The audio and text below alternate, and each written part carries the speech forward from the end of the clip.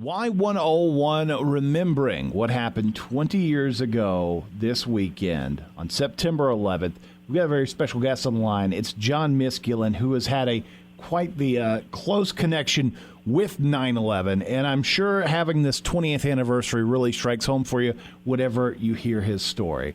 He's been named by American Red Cross one of 10 courageous heroes from that morning 20 years ago. Welcome to the show. Thank you. It's great to be with you and your listeners. John, what's your story, man? Well, the story began with a series of phone calls from my wife, who happened to be my high school sweetheart. We met in high school back in 1977. At the time, we were living in Hoboken, and we both worked in Manhattan. We had a 4-year-old son, Alec, and my wife worked in the towers on the 39th floor. So the first call I got from her, she said, look, she actually was running late that day. She had to go to the post office. There's a lot of stories where people made changes in their routine. So she was actually with our son at the daycare center when the first plane hit. And she called and she said, I don't know what's happening, but I'm hearing maybe perhaps a helicopter hit one of the towers. What should I do? I said, well, stay there with Alec, and we'll talk shortly. I got another phone call later where she was telling me that she heard it was an airplane, and I knew it was an airplane, and the second plane hit. And then the third phone call, while I was driving from Upper Manhattan down to that area to get to her, she was talking to me. She said, I have to get back to Alec. I have to hang up. I have to go. And what she saw was, as the first tower had collapsed, the dust cloud, people were running ahead of that, and they were darting into the daycare center and different establishments just to find safety. That had to be a horrifying phone call for you to get. It was, and it got disconnected, and we had previously talked about meeting where we would usually meet to go home on the ferry to Hoboken. So I'm driving down to continue the story, and there are so many people in the middle of the road walking up that I quickly just threw my car into a parking garage. If I had lost the ticket, I don't think I ever would have found my car. I wasn't thinking like that. And I went on foot, and I got down to Houston and West Side Highway, which is about 6 to 7 blocks from the towers. And I'm looking across 6 lanes of highway to see if I see my wife and my son in the stroller. And there's all types of humanity at all different states of emotion passing me, crying. They have soot on their bodies and their faces and their hair. Children from a school. I'm trying to paint the picture. And the police line had been set up, the barricade, with Coast Guard recruiters, transit police, some police officers. It was just like, if you were on that side of the line, you were trying to get on our side of the line. And I looked and I noticed that there was only one tower standing. It was really the first time realization that we lost one of the towers. And I saw the top of the remaining tower sort of shift to the right, and I heard each floor pancake as it was coming down. And the view from my standpoint there was so visceral and so brutal that I started to have a panic attack, the first one I had ever had in my life. And I was talking to myself saying, I know my wife and son are probably perished. There's no way anybody can survive that or around that area. And I, oddly enough, and I heard a voice in my head that said, go. Simple as that. Go. And I darted past the barricade and I started running. You imagine running and holding your breath. That's what it felt like. And people were shouting, come back. They didn't want anybody in there. I worked my way around the west side, and I came up around where all the yachts are parked. And I looked, and I saw there was coffee shops there. You could see that there were people that were there, but it's like someone snapped their fingers and everybody left. There were briefcases there. It just was surreal. And the soot was coming down, and this is how my mind works. It was coming down. It reminded me of a Wisconsin snowstorm where I'm originally from. It was very peaceful, very quiet.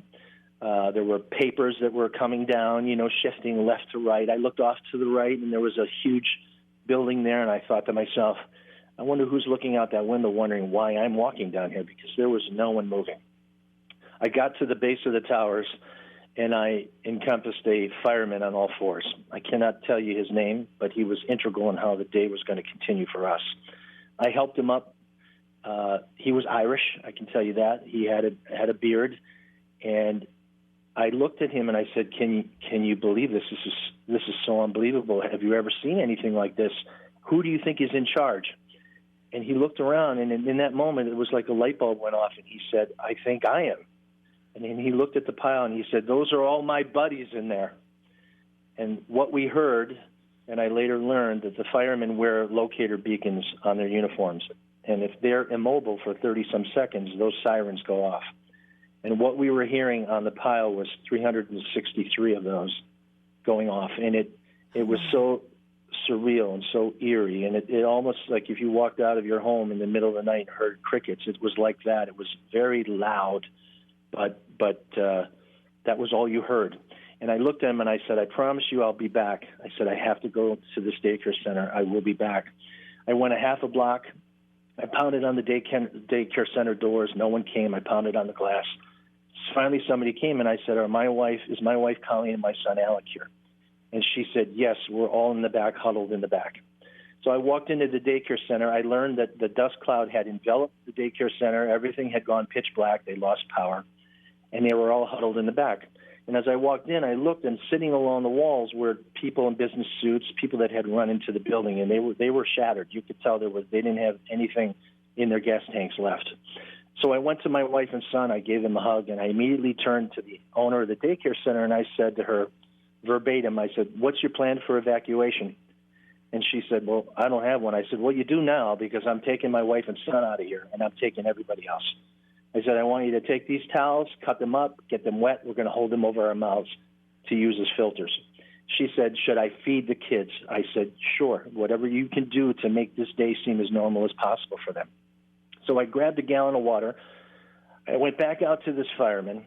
I'm standing there pouring the water over his face, and he's cleaning the soot off, and in comes a New York City bus.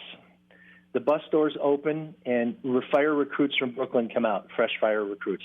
So the bus starts leaving. I pound on the window. I'm like, where are you going? He's like, I've got direct orders to return to Brooklyn to pick up more fire people. I said, wait a second. I said, you cannot drive this bus out of here empty. I said, you're going to leave here with this bus. I've got a daycare center over here with children aged 6 months to 4.5 years. I've got a gentleman with a broken arm. I have a woman who's pregnant. I said, let's use this bus. Let's be smart about this. Let's have cooler heads prevail. So the fire captain looks to me and he says, do you have water at the daycare center? I said, yes, they've got gallons of it. He's like, okay, we need all the water we can get. He says to the bus driver, back up there, get close. So I run back to the daycare center, and I run in and I say, folks, not only are we getting out of here, but we're getting out of here in style. We're going to drive out of here. The kids all cheered. Everybody cheers. They get up. We get our towels over our face. The bus pulls up. I load everybody onto the bus. Everybody sits down. We're starting now to head south to South Ferry. I have a gentleman on the bus who goes into cardiac arrest, falls on the floor of the bus. You can see a very fluid, a lot of things happening. So I see a command station being set up with some fire recruits. So I say to the bus driver, wait here, let me go tell them what's happening. I run off the bus. I go up to the gentleman in a white shirt who I know is in charge, and I say, look, I've got a guy in cardiac arrest on this bus. He looks at his two firemen, go get him quickly. They run on the bus. They get him. They take him off the bus. They set him on the side, and they start working on him. The fire captain says to me, listen, get everybody off single file, take them to that railing because we've got tugboats and different modes of transportation to get people off the island over to New Jersey. So I run back to the bus. I make the announcement. Everybody gets up quietly, single file. Nobody stepped out of line. I mean, people would they just listened. They just did it. They were perfect.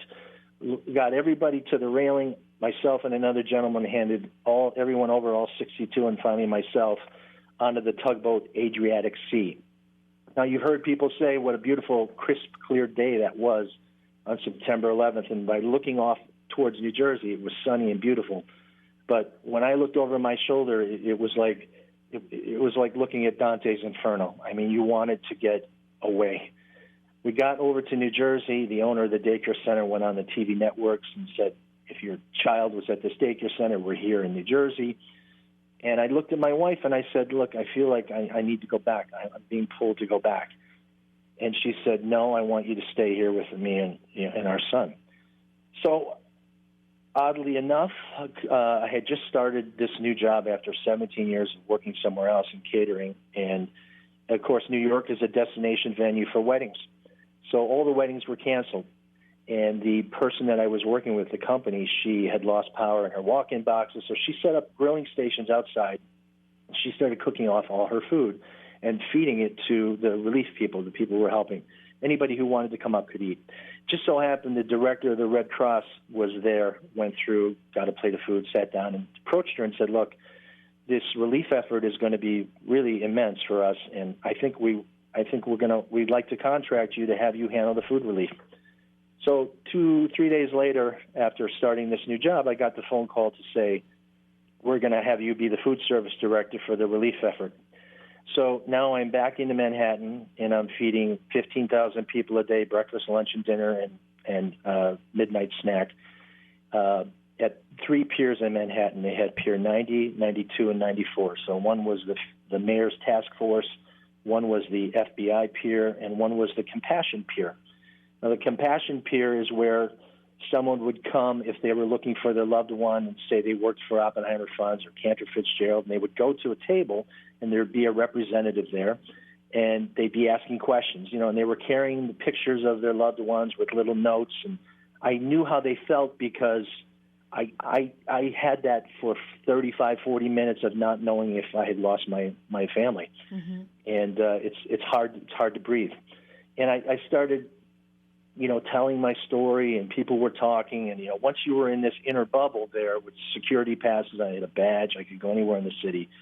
I was able to, stand right next to presidents and Mayor Giuliani. I mean, it was just, and everybody knew that I was the guy with the food, so we'd all talk, we'd all converse, and that's how our story got out. And the Red Cross did this campaign with USA Today and Burger King. I got to meet Richard Avedon, shot a full-page picture for the USA Today. And, looking back on it now, 20 years later, I look at the arc of my days since that, and I've never had an arc that expansive. And you don't go into the day thinking that you're going to be dealing with these situations. I have a lot of relatives, cousins, second cousins that are in law enforcement, and I started thinking, they're the first responders. I call myself a second responder. They deal with that arc every day of not knowing, what they're going to be faced with. For most of those people that went to work that day, they were the best of the best in Manhattan. Those were the best of the best of the companies, but they were just doing their job. And I think about law enforcement, and these days, they don't get paid any more, any less than the rest of us, but they do put their lives at risk every single day. And on that day, I saw the worst of humanity, and I saw the best of humanity come together. I saw people cooperate. I saw people that were very caring. And even after 20 years, I had somebody who heard the story that made a comment that I never realized. Had I not kept my promise to go back to that fireman, that opportunity to have that bus arrive and to be able to take these children and basically make it a boat ride and a bus ride for them in a lot of circumstances, it wouldn't have happened. I got a phone call on the first year anniversary, and it's funny, as the years go by, it doesn't get easier. It really doesn't. But I got a phone call from a couple that I had rescued from the Marriott Hotel. They were running down and escaped the dust cloud. And they said, look, we're going to be in town on the first year anniversary. Can we come see you? I said, sure. So they showed up. The two of them walked in. They had their 3 sons and their 2 daughters and all of their grandkids, all in total almost 30 people. And I looked at them and I thought, I just expected to see just the 2 of them. And they gave me a silver platter and said, for your courageous actions. And I was so moved and touched by that. And in that moment, I really realized that, when you take actions and you do things, it does have a trickle down effect. And they were all there to say thank you. And that was very moving for me. And our story was a good ending. It had a positive ending. I hope that as people reflect on September 11th, that they remember that we came together as a country after that. I saw it firsthand. Those people that were working on the bucket brigade, as it was called, very delicately removing debris, not knowing if they were going to come across someone. They would go in every day and people would be standing there cheering and clapping. We've kind of all gone to our own corners in this country, and I think there's a lesson to be learned because we really did come together as a nation, and I think crime went down. People really, they found compassion in their hearts to understand that the nation was hurting and that we needed to pull together. And I think that's the message 20 years later that we need to kind of hang on to. We can't forget. We need to be there for each other and realize that, we're going to go through this world together, and we're got to make it the best that we can. And that's all I tried to do that day. I just kept moving forward, and for me to continue to breathe. But everybody's wired a little bit differently. There were the people that were in there sitting along the walls. They really needed somebody to say, hey, come this way. This is what we're doing. And, it just that's basically our story. It's we've ended up decided to have another son directly related because of 9/11. I have 2 boys now. I've moved a little bit away from Manhattan. I don't live in Hoboken anymore. I've raised my sons very, working in catering close to them.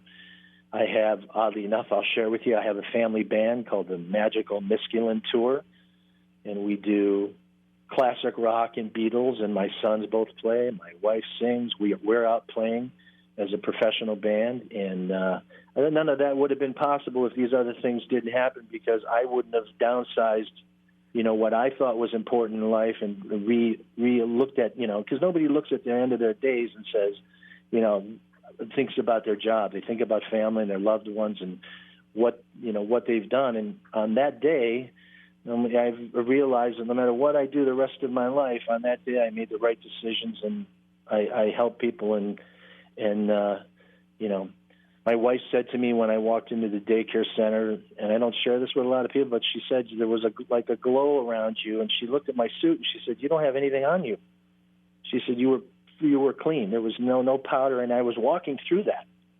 So I don't know if it was, I was raised to respect a higher authority. I don't know what guided me that day, but I think I did what I was supposed to do, and I think that there are people out there that think about it and probably think of me on this day, and I'm honored by that, and it's a very humbling experience. You're getting these phone calls, and you hear that the first tower collapsed, and your wife, and you're terrified, and all of a sudden, something in you says, go.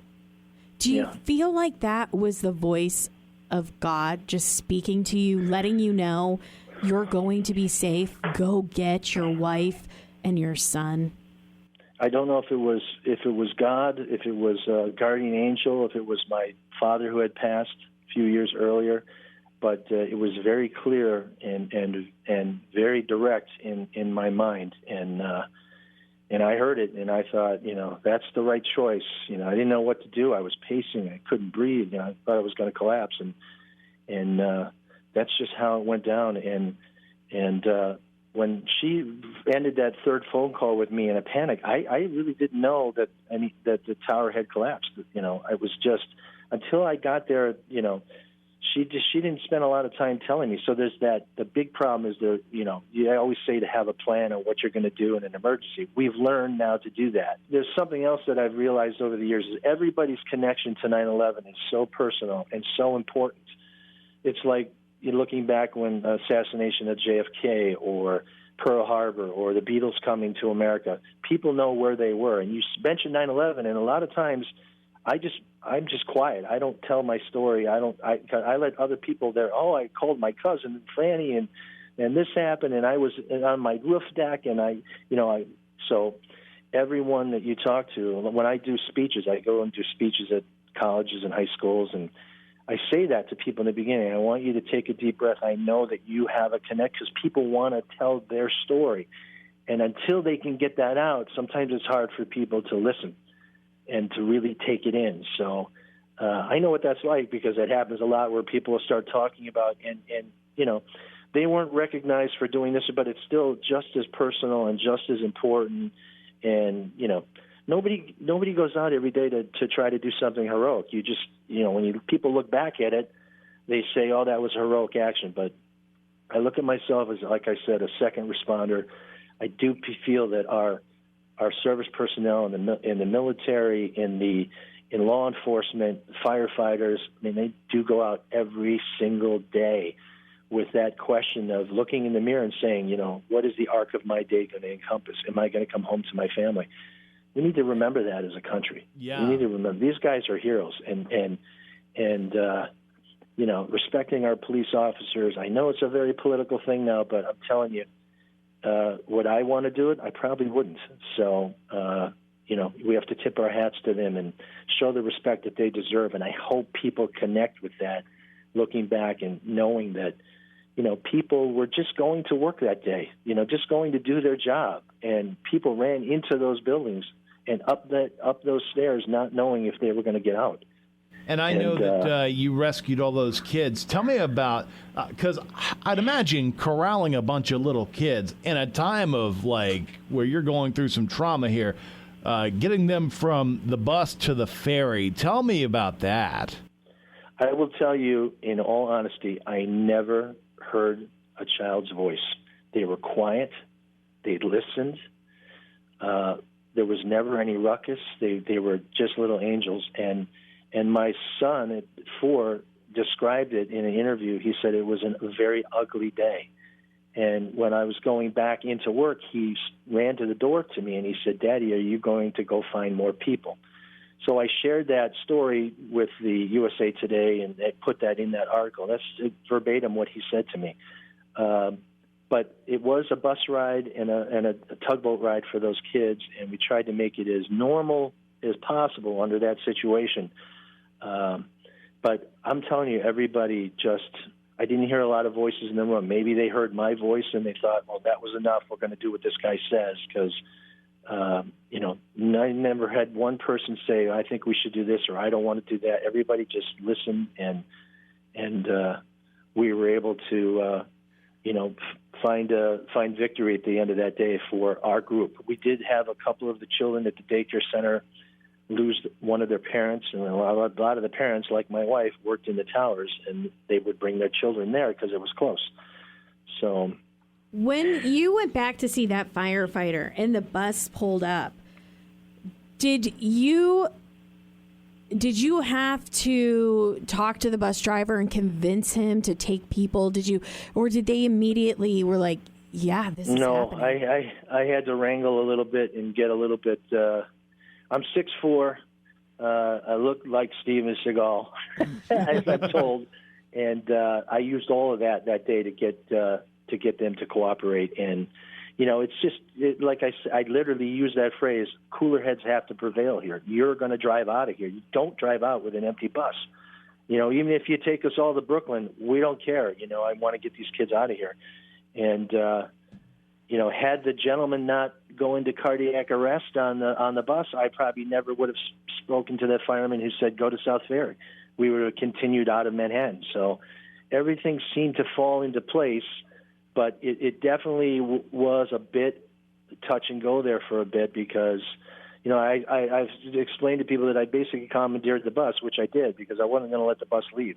I mean, it just didn't make sense for that to happen.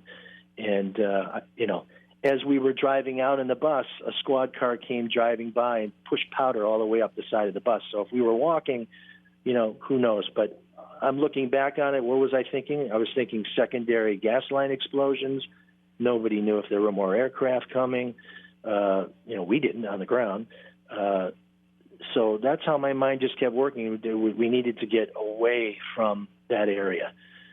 So Tell me about what you recall about just your physical senses and their experience with this. Like, do you remember the vivid smell of the air, or the temperature, or just the visuals, the sounds? Is that all still, maybe the rumbling of the ground? Is there stuff that is still there vividly for you? If so, paint that picture for me. Yeah, it's all still there. I mean, the coming down, it looked like flakes. It was big dust particles. And seeing the papers, from floating left and right as it was coming down, how that is. And it was very quiet as I was coming up to that fireman, other than hearing the sirens coming from the pile. And when I share that, it's funny, because it's only he and I that really had that conversation. I wish I would have gotten his name. All of those people that I encompassed, was probably 35, 40 people through that day outside once the firemen came in. And, you know, when they came off the bus, they looked around and they were like, well, what are we going to do? I mean, it was just so immense. It was, you know, but the visuals, the quietness, like you remember that, it reminded me of that show Westworld where, you know, you could just click your finger and then everything stopped moving. It was like that.